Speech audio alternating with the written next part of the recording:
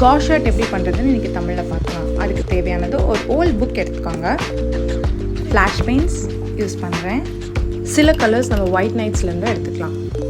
So first I'm starting with the sky part.